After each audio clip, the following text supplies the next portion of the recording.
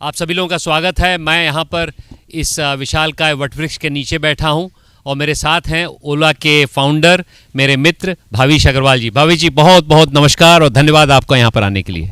Sir thank you so much, आपने मुझे यहाँ बुलाया और इससे अच्छी सेटिंग और कुछ नहीं हो सकती थी। मैं एक्चुअली पहली बार ही एक बरगद के पेड़ के नीचे बैठ के एक पॉडकास्ट कर रहा हूँ एंड इतनी अच्छी सेटिंग में शाम का समय है एंड आपकी पूरी विजन सुनी। अमेजिंग सर, धन्यवाद। मैं पहला तो ये कहना चाहता हूँ कि आपकी परवरिश, आपकी पैदाइश पंजाब में हुई, लेकिन फिर भी आपका पूर्वांचल से बहुत लगाव है, तो कुछ बताइए क्यों लगाव है और क्यों यहाँ पर आप आते रहते हैं? सर मैं वैसे तो पंजाब से हूँ, मेरे फादर पंजाब से हैं, लुधियाना से मेरा अपब्रिंगिंग है, बट मेरी माता जी पूर्वांचल से हैं। तो my mother is from the outskirts of Varanasi, from a village in called बड़ा गाँव। तो वो बड़ा गाँव बचपन में माँ बहुत लेके जाती थी, तो ऐसे महीने महीने भर मैं वहाँ रहा हूँ। तो मुझे पूर्वांचल का थोड़ा तो आइडिया है, क्योंकि बड़ा गाँव देवरिया सब एक जैसा ही है, थोड़ा सा मे बी डिस्टेंस 100-200 किलोमीटर है, बट सब वैसे एक जैसा ही है। एंड वो बचपन की बहुत यादें हैं। वहाँ पे गांव में होली खेली है हमने, तो स्किन दिखता नहीं है, सब रंग रंग हो जाता है। अमरूद के पेड़ पे चढ़ के अमरूद तोड़े हैं, खरगोश ने काटा है, चिड़िया पकड़ी है, तो एक ग्राउंडिंग है हमारी यहाँ पे। एंड मैं रिपीटेडली आता रहा हूँ वाराणसी में भी, और वैसे तो मेरा ननिहाल है, बट मोर इम्पोर्टेंटली सर जो पिछले 5-6 सालों में as I have grown as an entrepreneur, जो मैंने सीखा कि Varanasi is not just another city. It is, and Varanasi is, and by extension the whole Purvanchal area, this is the soul of India. This is in many ways आप जैसे बता रहे थे देवों का वन हुआ करता, देवारण्य। तो ये पूरा एरिया इतना हिस्ट्री में सीप्ड है, एंड अनफॉर्चुनेटली लास्ट 100-200-300 सालों में इसका पूरा एक डीके हो गया। एंड अब इस तरह से जैसे आप यहाँ पे एक विजन रखे हैं, so people like me who have some connection to this area are attracted back कि यहाँ पे how can we contribute, how can we build a future of, how can we build on the basis of this very amazing legacy that we have, this historical foundation, and build the future from that foundation. Fantastic. I agree with you कि Purvanchal is the heartbeat of India. It has been ignored for a number of years. आप जैसे लोगों का पदार्पण हुआ तो हो सकता है इस पे भी ध्यान आकर्षित हो। मेरा दूसरा प्रश्न ये है कि आपकी हार्ड वर्किंग लाइफस्टाइल है, आप दिन रात काम करते हैं, और बड़ा आजकल चल रहा है कश्मकश, नारायण मूर्ति जी ने कुछ बोला, आपने उसका समर्थन किया। तो एक मेरे मन में सोच है कि जब व्यक्ति को किसी काम में दिलचस्पी होती है तो समय 70 घंटा हो या 60 घंटा हो या 80 घंटा हो, फर्क नहीं पड़ता। तो नवयुवकों को क्या संदेश है विकसित भारत के लिए, कैसे हम लोग आगे बढ़ें? सर मेरा तो ये मानना है ज़िंदगी को घंटों में नहीं गिना जा सकता, ना तो कम ना तो ज़्यादा। ज़िंदगी को मकसद से गिना जा सकता है, सपने से गिना जा सकता है, और ना ही गिना जा सकता है, सपने से जिया जा सकता है। तो हर इंसान का अपने अंदर का एक सपना होता है, अपने अंदर का एक धर्म होता है, स्वधर्म होता है। तो वो इंसान अपने जर्नी में वो उसको महसूस कर लेता है और उसको पा लेता है, और उसी पे फिर अपनी पूरी ज़िंदगी की तपस्या, पूरा तप करके उसी को प्राप्त करने या उसको फुलफिल करने में लग जाता है। तो आई थिंक आज का जो युवा है उसको मेहनत तो करनी है, बट उसको पर्पस ड्रिवन मेहनत करनी है। एंड युवा मेहनत पूरा करने को रेडी है, और ज़रूरत भी है, क्योंकि देश अभी बनाना है। हमारा देश कोई रईस देश तो है नहीं, हमारा देश हिस्टोरिकली बहुत इम्पॉर्टेंट है। We have a civilizational richness, but we are economically still developing, and we have to 1-2 generation को पूरी वो तपस्या करनी पड़ेगी कि हम नंबर 1 पे पहुँचें दुनिया में। बट वो तपस्या ऐसी हो कि पूरा इंसान को अंदर से फुलफिलमेंट फील हो। तो हर इंसान को अपने अपने जो रास्ते चुने हैं, चाहे कोई कर्मयोगी के रास्ते पे जाए, कोई ज्ञान के रास्ते पे जाए, कोई किसी और रास्ते पे जाए, जिसको जो रास्ता भाए उसमें वो पूरी अपने आप को न्यौछावर कर दे। मेरी तो ये फिलॉसफी है। तो आप ये बोल रहे हैं कि अगर आपके पास पर्पस है तो थकावट नहीं होती, अगर आप नकारात्मक चीज सोचें तब थकावट होती है, और विकसित भारत के लिए पर्पस की बहुत आवश्यकता है। मेरा तीसरा प्रश्न ये है कि आप एक इनोवेटर हैं, आप नवाचारी हैं, जगह जगह जाकर आपने इनोवेशन किया। पहले ओला कैब्स के बिजनेस मॉडल को देखा, फिर अभी इलेक्ट्रिसिटी में काम कर रहे हैं, बैटरी में। तो आप नवयुवकों को क्या बोलना चाहेंगे, नवाचार के लिए क्या आवश्यकता है? सर ये बहुत इंपॉर्टेंट टॉपिक आपने उठाया। अब हमारे देश में ना काफ़ी बारी हम नई चीज़ों को लेके डिफेंसिव हो जाते हैं कि नई चीज़ आ रही है, अरे इससे हमारा जॉब लॉस तो नहीं हो जाएगी, अरे इससे मेरा काम महंगा तो नहीं हो जाएगा, अरे इससे वो दूसरा बंदा मेरा काम ले लेगा।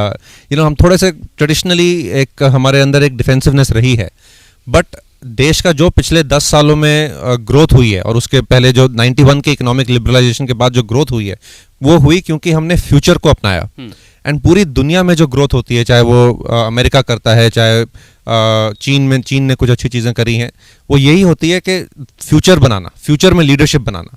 तो ये हमारे देश के युवा के लिए बहुत ही इंपॉर्टेंट है कि काम ऐसा करना है जो फ्यूचर वाला काम हो, भविष्य वाला काम हो।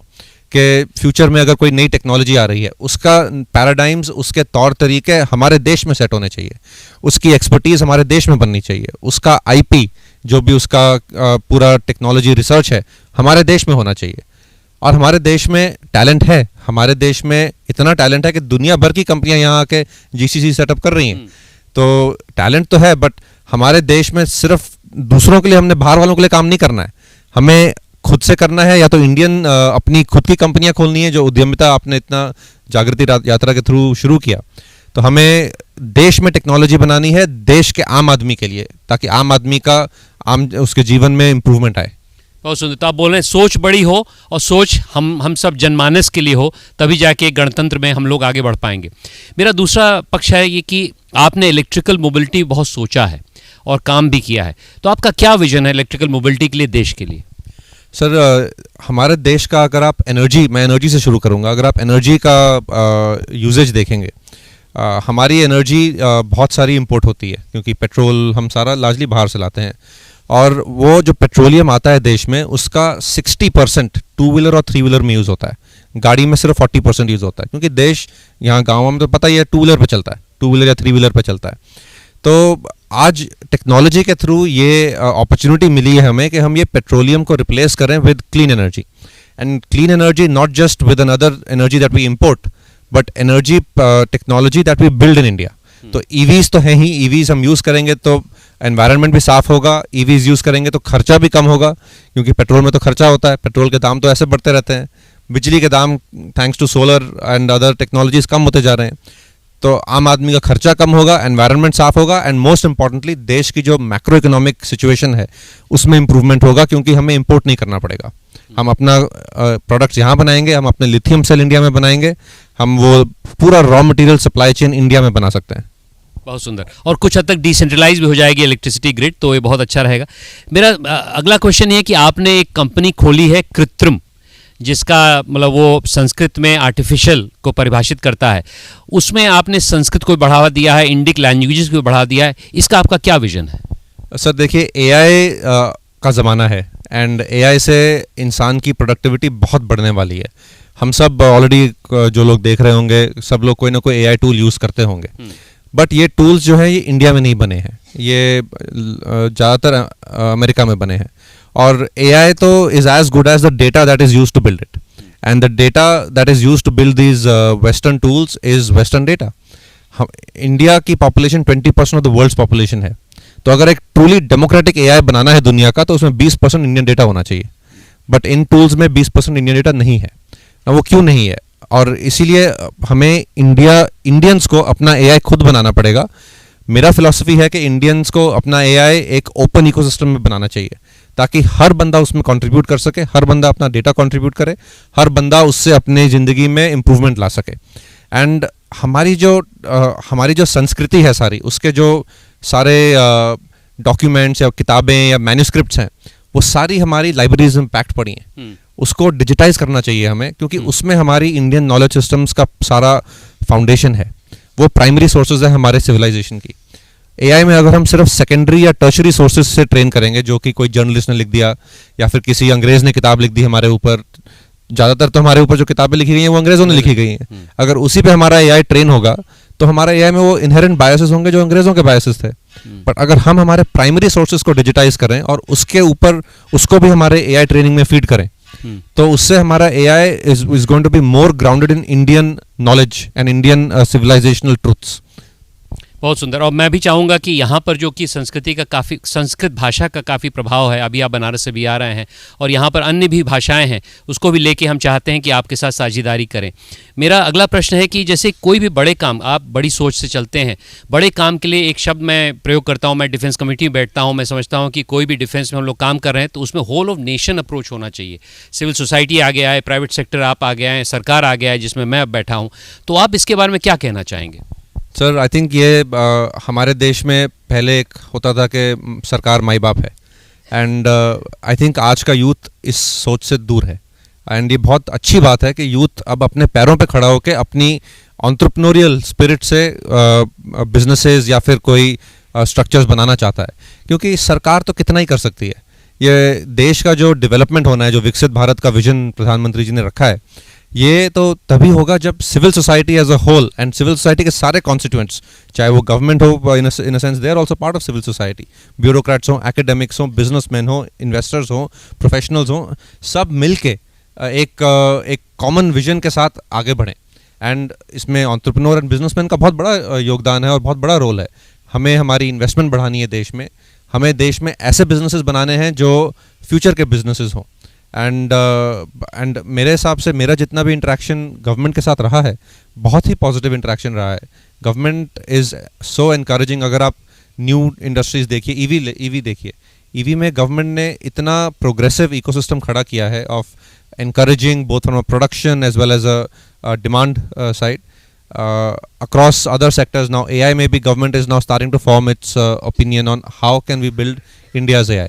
So ये जो सांझीदारी है और combined collaboration है between private sector and government, this is going to be very important for India's development. कुछ हद तक उसका हमने एक उदाहरण आज देखा। आज दर्शकों को बताना चाहूँगा कि भावेश जी आए, जो कि बहुत बड़े उद्योगपति हैं, एक इनोवेटर हैं। हमारे दोनों सीडीओ कुशीनगर और देवरिया के थे, मैं यहाँ पर आपका जनप्रतिनिधि था। तो जो हमारी वार्तालाप हुई और उसमें कई समाज के भी लोग थे, बच्चे थे, तो उससे भी एक वातावरण बना कि होल ऑफ सोसाइटी और होल ऑफ नेशन अप्रोच हम लोग को अपनाना पड़ेगा। आखिरी में मैं कुछ सवाल देवरिया के लिए भी करना चाहूँगा कि हमारे ज़िले के पास 10 ज़िले भी हैं पूर्वांचल में, जिसके बारे में आशुतोष जी ने आपको बताया। आपने जो देखा, आज समझा, उससे आपको क्या लगा कि हम कुछ कर सकते हैं 10 ज़िलों में? बिल्कुल सर, आपने जिस तरह 10 ज़िलों का एक विजन बनाया है, एंड नंबर भी मेरे दिमाग में बैठ गए हैं, 35 मिलियन पीपल, 3.5 करोड़ पीपल, बहुत ही लार्ज पॉपुलेशन है। तो एक तरह से मार्केट भी बड़ा है, बट यहाँ के एरिया के कुछ यूनिक स्ट्रेंथ्स भी हैं। इतनी रिवर्स बहती हैं यहाँ पे, इतना एग्रीकल्चरल प्रोड्यूस है यहाँ पे। सो एक इस तरह से पब्लिक प्राइवेट पार्टनरशिप अगर हो जो यहाँ इस रीजन के स्ट्रेंथ्स पे बेस्ड हो, historical strengths, cultural, language, linguistic strengths, which in the world of AI are very important, population scale strengths as well as logistical strengths. जिस तरह आपने कहा कुशीनगर में आप एक कार्गो टर्मिनल बनाएंगे, so combination of logistics, culture, population scale, historical strengths of this area, I think can really attract more investment here. Wonderful. अभी हमने ये भी बात रखी, मेरे दो प्रश्न हैं। एक ये कि इन्वायरमेंट को साथ लेके हमारी परिकल्पना है, लेकिन कभी कभी ऐसा लगता है कि अगर इन्वायरमेंट को साथ लेके चलेंगे तो यहाँ के लोगों पे दबाव हो जाएगा, शायद उतना उद्योग न बढ़े या उतना सकल घरेलू उत्पाद जीडीपी न बढ़े। How do we make sure that we can progress our region while keeping the environment in mind? Sir, इसका तो सबसे बड़ा उदाहरण मैं ही हूँ कि मेरा जो बिजनेस है ईवीज़ का, वो पूरा ही एनवायरनमेंट फर्स्ट बनाया हुआ है और इतना बड़ा बिजनेस अब वो बन गया है, इंडिया का लार्जेस्ट ईवी कंपनी है।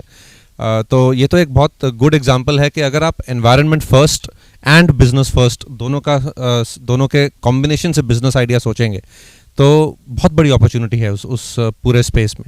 एंड मे बी 20 साल पहले, 30 साल पहले आप जो बोल रहे हैं, आप जो प्रश्न पूछ रहे हैं, वो रेलेवेंट था कि एनवायरनमेंट के लिए सोचना होता था तो वो at the cost of progress and business होता था। बट आज तो टेक्नोलॉजी इतनी प्रोग्रेस कर गई है कि आप एनवायरनमेंट के लिए अगर सोचेंगे तो बिजनेस के लिए भी बेटर होगा। बहुत सुंदर। अंत में मैं यहाँ का सांसद भी हूँ, कुछ हद तक मेरे पीछे जो वटवृक्ष है मेरे गांव का है। आप यहाँ इस मेरे गांव में आए हैं, वटवृक्ष के नीचे छाया में हमारी वार्तालाप हो रही है। मैं आखिरी प्रश्न ये है कि यहाँ के लोगों के लिए, देवरिया के लोगों के लिए, देवरिया लोकसभा के लोगों के लिए, खासकर युवाओं महिलाओं के लिए आपका क्या संदेश होगा? आपकी क्या अपेक्षाएं उनसे हैं और आपका क्या संदेश है? सर, मेरा संदेश यहाँ के लोगों के लिए, स्पेशली युवाओं के लिए है कि देश अब एक विकसित भारत की यात्रा पे है और विकसित भारत का जो प्रधानमंत्री जी ने एक विज़न रखा है वो बहुत इंस्पिरेशनल विज़न है। एंड ये हमारा आज का यूथ ही पूरा करेगा। जो आज 20-25 साल के लड़के लड़कियां हैं, ये अगले 25 साल में अपना प्राइम ऑफ एज में इस विज़न को पूरा करेंगे। तो हमें इस विज़न को एक इंस्पिरेशन की तरह लेना है और हमें ऐसे काम करने हैं अपनी ज़िंदगी में, किसी भी डायरेक्शन में हो, हम प्रोफेशनल बने, हम एंटरप्रेन्योर बने, हम पॉलिटिशियन बने, हम ब्यूरोक्रेट बने, जो भी बने, हमें हमेशा देश को सामने रखते हुए एक एक्सेलेंस भावना के साथ, बेस्ट इन क्लास वर्क करने की भावना के साथ आगे बढ़ना है। एंड आज जो मैंने यहाँ देखा सर, मैं तो खुद इंस्पायर होकर जा रहा हूँ कि यहाँ पे इतनी एनर्जी है इन रूरल एरिया, यहाँ के यूथ में इतनी एनर्जी है, इतने अच्छे अच्छे आइडियाज़ ला रहे हैं, वो अपने आमने सामने जो प्रॉब्लम्स देखते हैं उसको सॉल्व करने की कोशिश कर रहे हैं। यही तो फ्यूचर है भारत का। बहुत बहुत धन्यवाद। मैं दर्शकों को बताना चाहूँगा कि मेरे साथ हैं भाविश अग्रवाल जी, ओला के फाउंडर, और यह एक अमृत प्रयास का जो हम लोग का एक शंखनाद है कि अगले 10 साल में देवरिया लोकसभा क्षेत्र में हम लोग क्या कर सकते हैं, उसी श्रृंखला में आदरणीय ओला के संस्थापक भाविश जी हमारे साथ आए हैं। उनका परिवार भी यहाँ पर आया है, ओला की टीम भी आई है। आप सभी का स्वागत है।